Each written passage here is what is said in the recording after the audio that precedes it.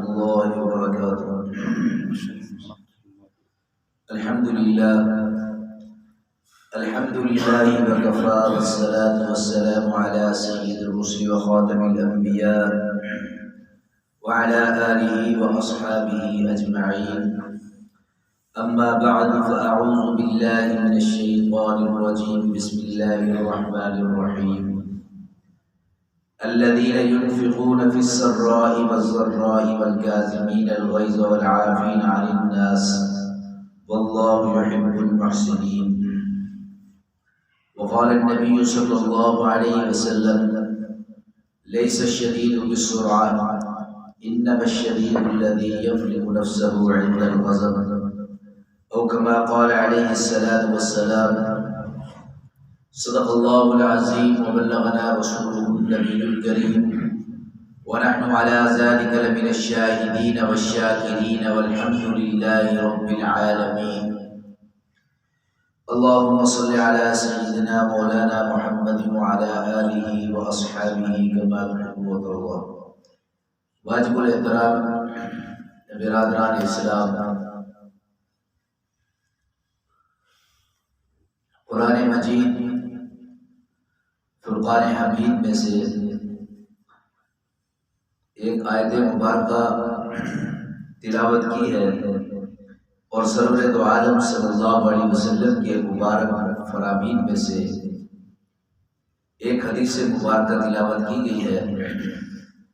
دعا فرمائے اللہ رب العزت ان کی روشنی میں حق سچ کہنے کی توفیق نصیب فرمائے، اور سننے سنانے کے بعد اللہ رب العزت ہم سب کو عمل کی توفیق نصیب فرمائے. اس حدیث اور آیت کا تعلق جس موضوع سے ہے اسے ہم اردو میں غصہ کہتے ہیں، اور عربی میں اس کا نام ہے غضب. اور یہ غصہ جو ہے یہ مطلقاً کوئی بری چیز نہیں ہے، کیونکہ غصہ اللہ رب العزت کو بھی آتا ہے، اور جناب نبی کریم سرور دو عالم صلی اللہ علیہ وسلم کو بھی غصہ آیا ہے. لیکن باطل چیزوں پر غصہ آنا، ظلم کرتے وقت غصہ آنا، یہ چیزیں مذموم ہے اور اچھی نہیں ہے. ورنہ فی نفسی غصہ کو بری چیز نہیں ہے. اللہ رب العزت کو بھی غصہ آتا ہے، جناب نبی کریم سرور دو عالم صلی اللہ علیہ وسلم نے بھی غصہ کیا ہے، اور غیرت کے موقع پر بھی انسان کو غصہ آتا ہے. اسلام کے خلاف کوئی بولے، دین کے خلاف کوئی بولے، غصے کا آنا ایک انسان کی فطرت میں ہے. اگر وہ انسان کو غصہ نہ آئے تو وہ انسان جو ہے وہ بے غیرت کہلاتا ہے، یعنی اس کے اندر کوئی غیرت ہی نہیں ہے. تو کہاں کہاں غصہ کرنا ہے اور کہاں نہیں کرنا، شریعت نے اس کی حدود مقرر فرمائی ہے. اس لیے جو لوگ کسی اللہ والے کے پاس اپنی اصلاح کے لیے جاتے ہیں، وہ سب سے پہلے انہیں کہتے ہیں آپ بالکل غصہ چھوڑ دو، کسی چیز پہ غصہ نہیں کرنا. حالانکہ غصہ کرنا بھی جائز ہے جہاں تقاضا ہے، جہاں نہیں کرنا تو وہاں نہیں کرنا. لیکن اللہ والے جو ہے وہ پہلا سبق یہی دیتے ہیں کہ غصہ کہیں بھی نہیں کرنا، یعنی مباحات جہاں پر کرنا جائز ہے وہاں بھی نہیں کرنا. کیوں؟ اس لیے کہ وہ ابتدائی طالب علم ہوتا ہے، وہ اس چیز کو امتیاز نہیں کر سکتا کہ کہاں غصہ جائز ہے کہاں جائز نہیں. اس لیے اسے ہر جگہ غصہ کرنے سے منع کر دیا جاتا ہے. اور رذائل میں ایک اخلاق حسنہ ہوتے ہیں، ایک اخلاق رذیلہ ہوتے ہیں. تو رذائل میں یہ غصہ رذائل میں سے ہے، یعنی برے اخلاق میں سے ہے. بعض علماء کرام نے اس کو ام الامراض کہا ہے، یعنی ایک انسان کی روحانی بیماری ہوتی ہے، جسمانی بیماری ہے. جسمانی بیماری میں جیسے قبض کو ام الامراض کہا جاتا ہے، اسی طرح روحانی بیماریوں میں بعض علماء غصے کو ام الامراض کہتے ہیں اور بعض تکبر کو عمر و دراز کہتے ہیں۔ تو غصے کی وجہ سے ہی انسان کو تکبر آتا ہے، غصے کی وجہ سے انسان حسد کرنا لگ جاتا ہے، غصے کے نتیجے میں ہی انسان بغض دل میں رکھنے لگ جاتا ہے۔ غصہ جب آتا ہے تو انسان اس وقت غیبت دوسروں کی کرنا شروع کر دیتا ہے زبان سے، اور غصہ ہی آتا ہے اس کے نتیجے کے اندر انسان گالی گلوچ شروع کر دیتا ہے، اور اس کا اپنا جو ہے وہ اس میں کنٹرول میں نہیں رہتا۔ اس لیے جہاں جہاں غصہ شریعت نے جائز قرار دیا وہاں غصہ کرنا چاہیے، اور جہاں شریعت نے منع کر دیا ہے وہاں غصہ نہیں کرنا چاہیے۔ جناب نبی کریم سرور دو عالم صلی اللہ علیہ وسلم کبھی اپنی ذات کے لیے غصہ نہیں کیا کرتے تھے۔ کوئی بدو آدمی آ جاتا باہر سے، کوئی ایسا آدمی جس نے کوئی ایسی بات کی، جناب نبی کریم سرور دو عالم صلی اللہ علیہ وسلم نے اس کو معاف کر دیا، اس کے توجہ نہیں فرمائی۔ یہ آپ سرور دو عالم صلی اللہ علیہ وسلم کی خصوصیت تھی کہ آپ اپنی ذات کے لیے کسی سے غصہ نہیں فرمایا کرتے تھے۔ اللہ اکبر۔ اور غصے کا نہ آنا یہ انسان کی غیرت کے خلاف ہے۔ ایک مرتبہ جناب نبی کریم صلی اللہ علیہ وسلم نے ارشاد فرمایا حضرت سعد بن معاذ کے بارے میں، فرمایا کہ سعد بڑا غیرت مند ہے، اور فرمایا کہ میں بھی غیرت مند ہوں، میں سعد سے بڑھ کر غیرت مند ہوں، اور فرمایا تم سے بڑھ کر اللہ کی ذات سب سے زیادہ غیرت مند ہے۔ ان اللہ سب سے زیادہ غیرت مند ہے اللہ کو۔ تو اس لیے جو آدمی جناب نبی کریم سرور دو عالم صلی اللہ علیہ وسلم کے خلاف کوئی بات کر دے تو مومن کا تقاضا یہ ہے کہ اس کو وہاں غصہ آنا چاہیے، اس کے وہاں غیرت کی رگ جو ہے وہ پھوٹ جانی چاہیے۔ تو وہاں بالکل غصہ نہ ہے انسان کو کہ جہاں غصہ کرنے کا تقاضا ہے۔ جیسے ہمارے بزرگ کہتے ہیں کہ ایک بہادر صاحب تھے، وہ ہر کام جو ہے نوکروں سے کرایا کرتے تھے، کوئی کام بھی اپنا نہیں کرتے تھے۔ ایک مرتبہ اکیلے سوئے پڑے تھے تو ان کے کمرے میں جنگل قریب تک بندر داخل ہو گئے، کوئی اس کی قمیض لے کر جا رہا ہے، کوئی اس کی شرٹ لے کر جا رہا ہے، کوئی کیا چیز لے کر جا رہا ہے، کوئی کیا لے کر جا رہا ہے۔ تو وہ آوازیں لگا رہا ہے کہ کوئی مرد ہے ادھر قریب، کوئی مرد ہے۔ تو اتنے میں اس کے ایک دوست آ گیا، اس نے کہا تو مرد نہیں ہے، تو مرد نہیں ہے تو اس کو اٹھا لے، تو ان کو بھگا۔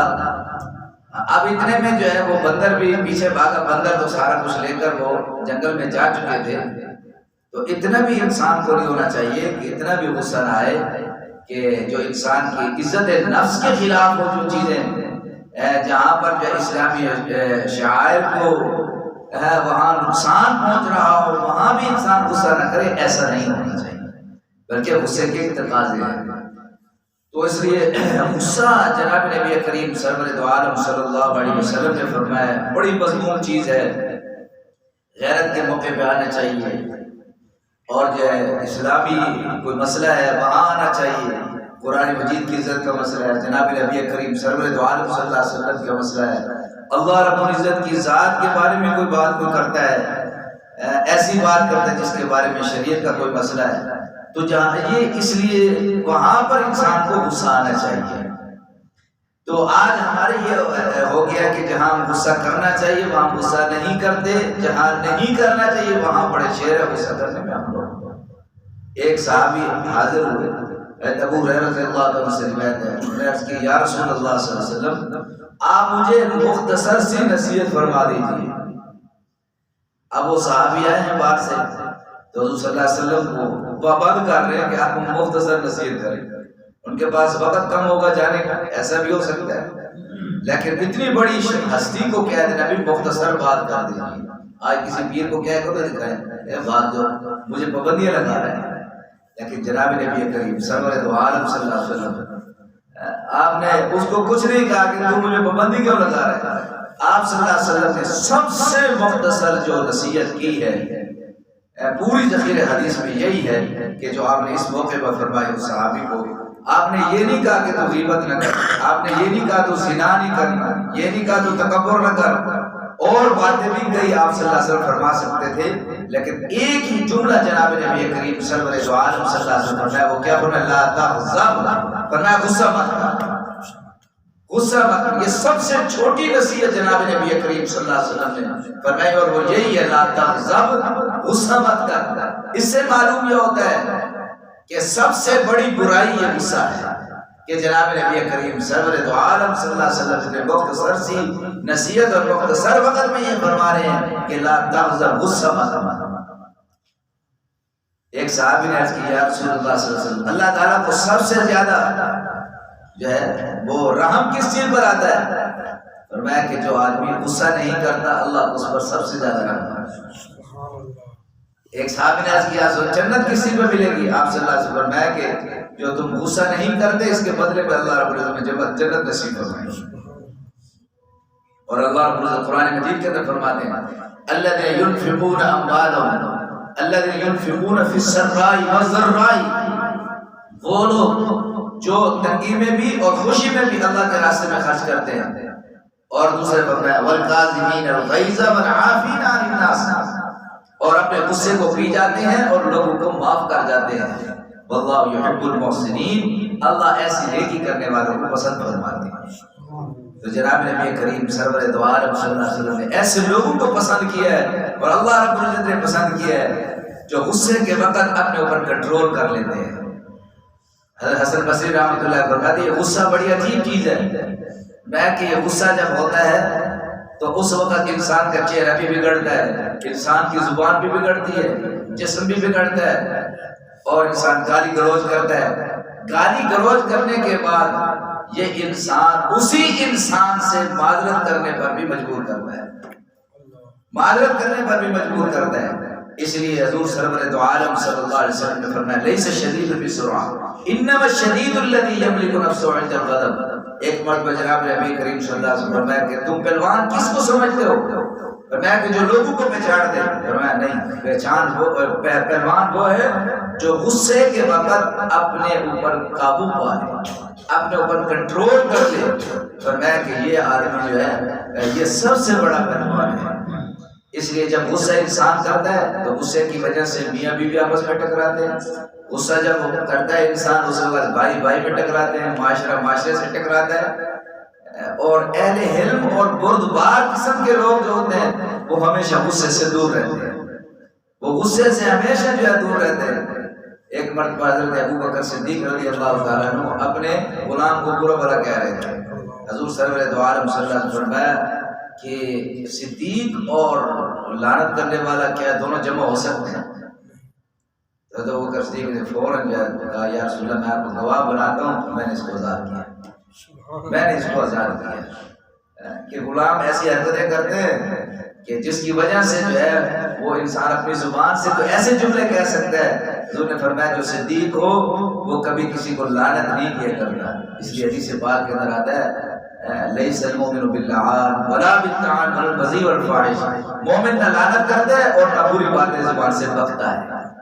تو انسان اپنے گھر کے اندر خود تربیت کرتا ہے، جو لینگویج انسان کی اپنی ہوتی ہے گھر کے اندر گالی گلوچ کی، بچے بھی گالی گلوچ دیتے ہیں۔ گھر کے اندر انسان جو خود السلام علیکم کہے گا تو بچے بھی السلام علیکم کہیں گے۔ گھر میں آ کر باپ زور سے بسم اللہ وعلی برکت اللہ روٹی کھاتے وقت کہے گا تو بچے بھی وہی کہنا شروع کر دیں گے۔ تو جب گالی گلوچ بچے اگر ہر وقت ہر بات میں غصہ ہے تو اس کے بیٹے بھی اس کو دیکھ کر، اس کی بیٹیاں بھی اس کو دیکھ کر وہی غصہ والا وہ ماحول گھر کے اندر تنگ اور تعفن والا استعمال شروع کر دیں گے جو اس کے باپ نے دیا ہے۔ اس لیے گھر کے اندر کنٹرول والا ماحول اس وقت ہوگا جب ہمیں اپنے غصے پر کنٹرول ہوگا۔ ابھی گھر میں دروازے میں ہم داخل نہیں ہو رہے تو پہلے ہم گالی گا دینا شروع کر دیتے ہیں، غصے میں آ جاتے ہیں۔ تو ایک آدمی مجھے کہنے لگا میرے تو جس ادارے میں میں بڑا ہوں نا اس میں جب میں داخل ہوتا ہوں انسان چھپکلیاں بھی مجھ سے ڈر کے بھاگ جاتی ہیں۔ میں نے کہا آپ عجیب آدمی ہیں۔ حضور سرور دو عالم صلی اللہ علیہ وسلم جب آیا کرتے تھے فرمایا کہ مسجد نبی میں باہر آ جائے گا، گھر میں باہر آ جایا کرتی تھی۔ اور ایک اچھا ماحول دینے کے لیے غصے پر کنٹرول کرنا یہ بہت ضروری ہے۔ اور جناب نبی کریم سرور دو عالم صلی اللہ علیہ وسلم نے ہمیں یہی تبلیغ فرمائی ہے۔ حضرت امیر معاویہ رضی اللہ عنہ کے پاس ایک آدمی آیا، وہ بڑے غصے کی حالت میں تھا۔ اس نے کہا کہ فلاں آدمی نے میرے دانت توڑا ہے تو آپ میرا بدلہ لے کر دیں کہ آپ اس کو بھی دانت توڑائیں۔ آپ اس کو بلوائیں میں بھی اس کا دانت توڑ دوں. حضرت امیر معاویہ رضی اللہ عنہ نے فرمایا کہ آپ جو ہے اس کا دانت نہ توڑیں, آپ اس کو معاف کر دیں. دیت لینی ہے تو پیسے لے لیں, پیسے لے کر اس کو جتنا لینا چاہتے ہیں اس کے ساتھ سلو کر لیں, سلو کر لیں, یہ آپ کو فائدہ ہوگا. اس کا دانت نہ توڑیں, معاف کر دیں. کہتا نہیں میں اس کا دانت توڑوں گا. غصے کی حالت میں وہ آدمی جا رہا ہے, راستے میں حضرت ابو دردہ رضی اللہ تعالیٰ مل گئے. انہوں نے کہا کہاں جا رہے ہو؟ غصے کی حالت میں. انہوں نے کہا کہ فلاں آدمی نے میرا دانت توڑا ہے اس لیے میں بھی اس کا دانت توڑنے کے لیے جا رہا ہوں. تو انہوں نے کہا اچھا خیال کرنا اس بات کا کہ اب تو مظلوم ہے, جب تو اس کا دانت توڑے گا شاید تجھ سے زیادہ اس سے چوٹ لگ جائے جو اس نے تجھے لگائی ہے. اس کو تو ظالم ہوگا, اللہ کو تجھے جواب دینا پڑے گا. اس نے تجھے تھوڑی چوٹ ماری ہو, تو زیادہ چوٹ سے اس کا دانت توڑ دے. اور فرمایا کہ میں نے جناب نبی کریم سرور دو عالم صلی اللہ علیہ وسلم سے یہ بات سنی ہے, کوئی آدمی اپنے بھائی کو معاف کر دے, اللہ رب العزت قیامت کے دن اس کو معاف فرمائیں گے. جب انسان کے پاس جو ہے معافی کے سے بڑھ کر کوئی اور چیز نہیں ہوگی, اللہ اسے وقت معاف فرمائے گا. اس آدمی نے کہا آپ نے واقعی ہی حضور صلی اللہ علیہ وسلم سے یہ بات سنی ہے؟ ہاں جی واقعی میں نے حضور سرور دو عالم صلی اللہ علیہ وسلم سے یہ بات سنی ہے, آپ نے فرمایا تھا یہ بات. انہوں نے کہا اگر حضور صلی اللہ علیہ وسلم نے یہ بات فرمائی ہے اور آپ نے واقعی سنی ہے, میں نے اللہ کی رضا کے لیے اس کو معاف کر دیا. اب دیکھیے مومن کے یہاں کتنی باتیں ہمیں سمجھ میں آتی اس حدیث پاک سے. ایک بات تو یہ سمجھ آئی کہ آدمی پر کوئی ظلم کرتا ہے, سب سے پہلی بات یہ ہے کہ انسان اس کو معاف کر دے. بدلہ بھی لے سکتا ہے لیکن سب سے افضل کام یہ ہے کہ معاف کرنا. قرآن مجید کے اندر بھی یہی ہے کہ اللہ معاف کرنے والوں کو پسند فرماتے ہیں, تو اس لیے انسان معاف کر دے یہ سب سے بہتر ہے. تو حضور صلی اللہ علیہ وسلم تو اس نے کہا آپ گواہ ہو جائیں میں نے اس کو معاف کیا. اب اس سے ایک بات یہ بھی پتہ چلتی ہے کہ مومن کے سامنے جب جناب نبی کریم سرور دو عالم صلی اللہ علیہ وسلم کی حدیث مبارکہ آ جائے, فرمان آ جائے, اس کا غصہ بھی ٹھنڈا پڑ جانا چاہیے. تو اس آدمی کا فوراً غصہ ٹھنڈا پڑ گیا اور اس نے کہا کہ جو اس نے مجھے میرا دانت توڑا ہے میں نے اس کو معاف کر دیا ہے. یہ مومن کی شان ہے. حضرت امام اعظم ابو حنیفہ رحمۃ اللہ علیہ, ان کے بارے میں آتا ہے کہ آپ راستے میں جا رہے تھے کیونکہ اللہ نے بڑا علم دیا تھا, تقویٰ بہت زیادہ تھا, پرہیزگاری بہت زیادہ تھی اور لوگ ماننے والے بہت تھے. اللہ نے فقہ کی دولت سے سرفراز بنایا تھا, اور جس کے چاہنے والے زیادہ ہوں, علم والے زیادہ ہوں, علم زیادہ ہو, اس کے حاسدین بھی بہت زیادہ ہوتے ہیں. تو اس لیے امام صاحب جا رہے ہیں تو ایک آدمی گالی دیتا ہو پیچھے جا رہے امام صاحب کے. امام صاحب آرام سے جا رہے ہیں, جب دونوں کا موڑ آیا تو اس کا راستہ بدلتا تھا, امام صاحب کا راستہ بدلتا تھا. امام صاحب وہاں چوک میں کھڑے ہو گئے, لوگ بھی کھڑے ہیں. تو امام صاحب رحمۃ اللہ علیہ اس آدمی کو کہا کہ بھائی جان آپ کا اور میرا راستہ یہاں سے جدا ہونے والا ہے, میں یہاں کھڑا ہوں, اپنے جی بھر کر جتنا گالیاں دینا چاہتے مجھے دے دو, جتنا, جب تمہارا دل ٹھنڈا ہو جائے پھر مجھے کہہ دینا, میں گھر چلا جاؤں گا. تو امام صاحب راستے میں کھڑا تھا, وہ گالی دیتا رہا. تو اس نے کہا میں ٹھنڈا ہو گیا. امام صاحب نے کہا چلو ٹھیک ہے, میں نے اللہ کی رضا کے لیے آپ کو معاف کیا. امام صاحب چلے گئے. اور امام صاحب جا رہے تھے تو ایک عورت نے امام صاحب کو کہا, پہلے شروع میں امام صاحب رات کو اٹھ کر تہجد پڑھا کرتے تھے صرف. تو ایک عورت بوڑھی ہے, اس نے کہا کہ یہ شخص وہ جا رہا ہے جو ساری رات جو ہے عشاء کے وضو سے صبح کی نماز پڑھتا ہے. امام صاحب کے دل میں یہ بات ہے کہ میں عرض کرتا تو ہوں, اس عورت کا میرے بارے میں اتنا اچھا گمان ہے. اس وقت سے لے کر پھر امام صاحب آخری دم تک عشاء کے وضو سے صبح کی نماز پڑھتے رہے 40 سال تک. آج لوگوں کے سامنے بات کیوں کہتے یہ کیسے ہو سکتا ہے, یہ ہمیں سمجھ نہیں آتا, یہ باتیں ہمیں سمجھ نہیں آتی. ابھی میں امام غزالی رحمۃ اللہ کی کتاب منہاج العابدین میں پڑھ رہا تھا, اس میں امام صاحب نے فرمایا کہ امام زین العابدین فرماتے ہیں کہ اللہ رب العزت نے ہم پر علم کے ایسے جواہرات کھولے ہیں کہ جو اگر لوگوں کے سامنے رکھ جائیں لوگ فتنوں میں مبتلا ہو جائیں, ان کی سمجھ سے باہر ہے. یہ اللہ والوں کی جو باتیں ہوتی ہیں وہ تو اللہ کے لیے جیتے کھاتے ہیں, وہ تو کھاتے بھی جینے کے لیے, ہم تو جیتے ہی کھانے کے لیے. 10-12 روٹی جب تک نہ جائیں, بالکل اچھے قسم کے کھانے 4-5 نہ آ جائیں, تو اس وقت تک ہماری طبیعت بھی ٹائٹ ہوتی. امام بخاری رحمۃ اللہ علیہ کے بارے میں آتا ہے 24 گھنٹے میں ایک بادام کھایا کرتے تھے. اب ان لوگوں کو کیا نیند آنی ہے, ان کے بارے میں کیا ان کی خواہشات میں ابھرنا ہے, کیا ان کے بخارات دماغ کی طرف اٹھنے ہیں, کیا ان کو وہ اتنی لمبی ان کی خواہشیں بڑھنی ہے.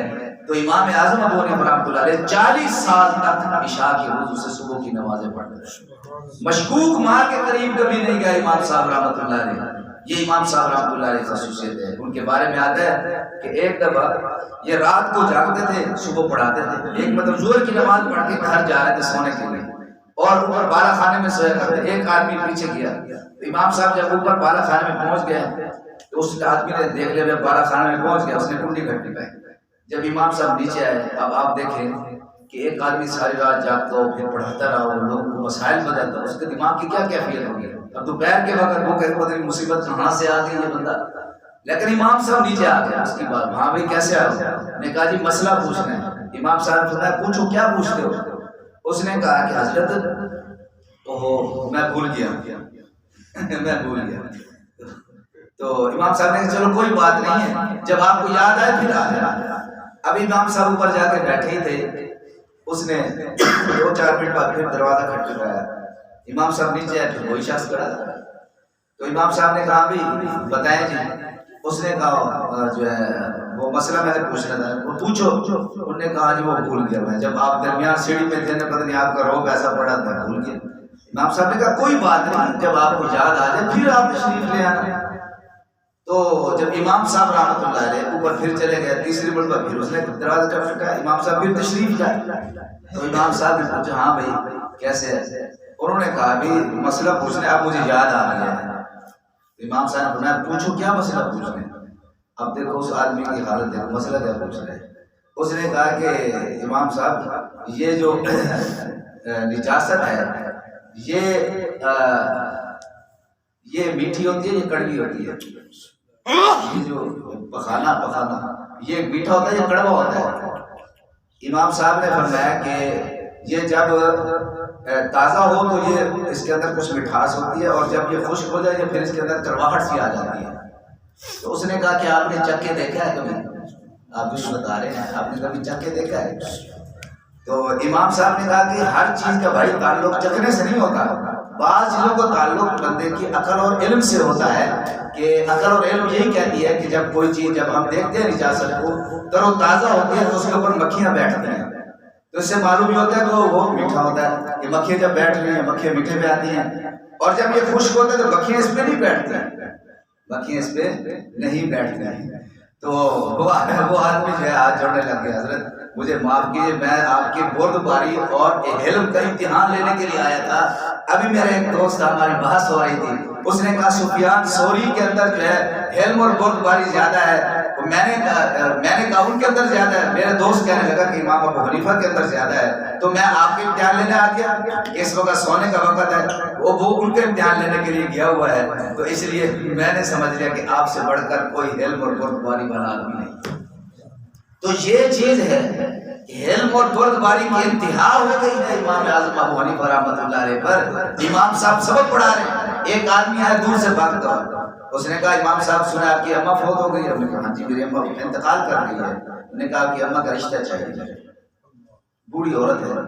امام صاحب نے کہا اچھا بیٹھو میں گھر جاتا ہوں. گھر گیا اور جا کر اپنی اماں کو پیغام دیا کہ میرا ابو انتقال کر گئے ہیں, اور نکاح کرنا ویسے سنت ہے, اگر آپ نکاح کی خواہش مند ہو تو آپ کے ساتھ نکاح کے لیے ایک آدمی ہے.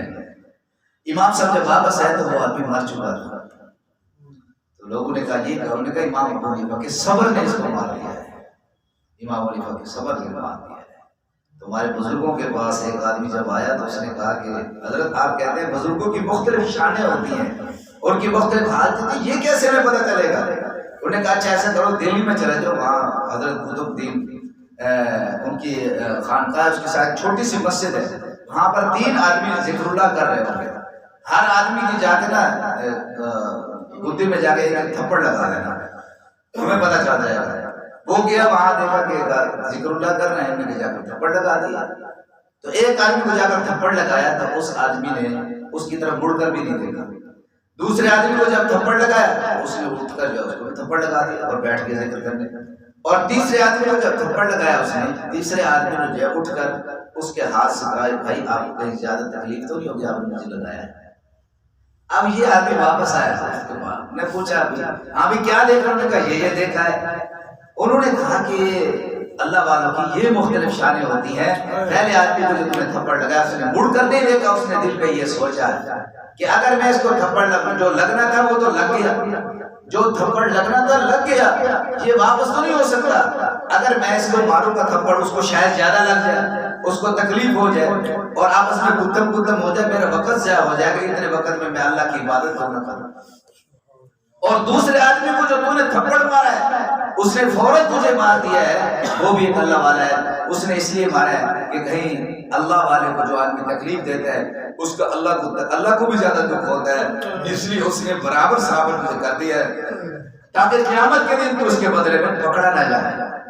اور تیسرے آدمی جو اللہ کے زیادہ ہی قریب تھا، اس نے بالکل جس کی مٹ چکا تھا، اس کو جب تو نے تھپڑ مارا اس نے خود سے پوچھا کہ تجھے تکلیف تو نہیں ہوگی.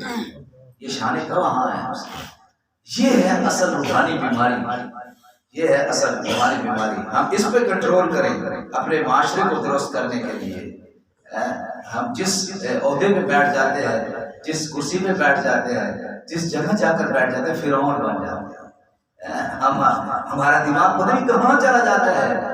آپ سے سب سے بڑھ کر جو کرسی تھی اس دنیا کی سرداری کی، وہ جناب نبی کریم سرور دو عالم صلی اللہ علیہ وسلم، وہ عفو درگزر کی البتہ جو ہے فضائیں تھیں، معاف کرنے کی فضائیں تھیں، وہ آپس میں شیر و شکر کی فضائیں تھیں، خود بھوکا رہنے اور دوسروں کو کھلانے کی فضائیں تھیں. حضرت عمر رضی اللہ تعالیٰ 22 مربع میل پر حکمرانی کے باوجود 32 پیمانے حضرت عمر رضی اللہ تعالیٰ کے وہ کپڑوں پہ لگے ہوئے تھے، سب کچھ پہننے کے باوجود پھر بھی اپنے آپ اس حالت کے اندر رکھا ہے. سیدنا صدیق اکبر رضی اللہ تعالیٰ حضور صلی اللہ علیہ وسلم کے سب سے زیادہ صحبت یافتہ اور سب سے زیادہ رفیق، بڑھتے وقت کہہ رہے ہیں کہ یہ میرا یہ کپڑے جو ہے نئے، یہ کسی غریب اور یتیم کے کام آ جائیں گے، مجھے پرانے کپڑوں میں دھو کر اس میں کفن دے دینا.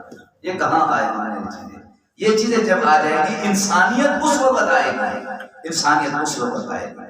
انسانیت اس حال کو نیک بننا بھی چاہے اس کو. ہم سب سے پہلے کسی سے گفتگو کی لیول چیک کرتے ہیں. مولوی ہو تو اس کی ٹوپی دیکھ کتنی اچھی ٹوپی پہنی ہوئی ہے، اس کی واسکٹ کتنی اچھی ہے، کپڑے کتنے اچھے ہیں، اس کے جوتے کیسے ہیں، گاڑی کس سے اترا ہے، بڑا پیر ہے جی لینڈ کروزر سے اترا ہے، بڑا جی ہے.